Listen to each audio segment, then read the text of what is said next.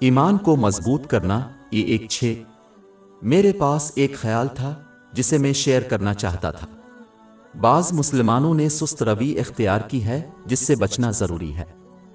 اللہ تعالیٰ کی مخلصانہ اطاعت میں کوشش کرنے سے پرہیز کرنا ہے، جس میں یہ شامل ہے کہ اس نے جو نعمتیں عطا کی ہیں ان کو اس کی خوشنودی کے طریقوں سے استعمال کیا جائے، جیسا کہ قرآن پاک اور رسول اللہ صلی اللہ علیہ وسلم کی روایات میں بیان کیا گیا ہے۔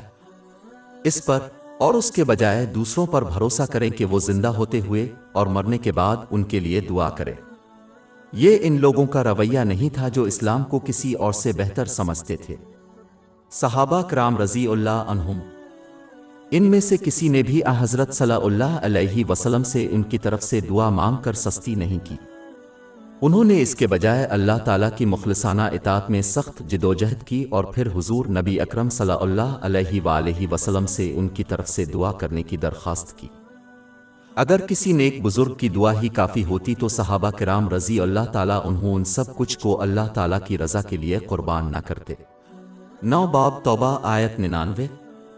لیکن بدیوں میں سے کچھ ایسے بھی ہیں جو اللہ اور یوم آخرت پر ایمان رکھتے ہیں اور جو کچھ خرچ کرتے ہیں اسے قرب الہی اور رسول کی دعاؤں کا ذریعہ سمجھتے ہیں، بلا شبہ یہ ان کے لیے قرب کا ذریعہ ہے، اللہ قبول کرے گا ان کو اپنی رحمت کے لیے، بے شک اللہ بخشنے والا مہربان ہے۔ یہاں تک کہ اگر کوئی دوسروں سے پوچھے جو پرہیزگار نظر آتے ہیں ان کی طرف سے دعا کرے، تب تک یہ ان کو فائدہ نہیں دے گا جب تک کہ وہ سب سے پہلے اللہ تعالیٰ کی اطاعت کے لیے خلوص نیت سے کوشش نہ کرے۔ اس سست روی کو اپنانے سے دعا کے تصور کا مذاق اڑایا جاتا ہے، اور اسلام کے کسی بھی پہلو کا مذاق اڑانا اچھے نتائج کا باعث نہیں بنے گا۔ جس طرح ایک عاقل انسان کسی کی دعا سے دنیاوی کامیابی کی امید نہیں رکھتا، جیسے کہ امتحان میں کامیاب ہونا، عملی کوشش کیے بغیر، نہ ہی وہ دینی برکات حاصل کر سکے گا، جیسے دماغ اور جسم دونوں جہانوں میں سکون بغیر کوشش کے اللہ تعالیٰ کی اطاعت، چاہے ہر شخص اللہ تعالیٰ سے اپنے لیے دعا کرے۔ باب 53 النجم آیت 39۔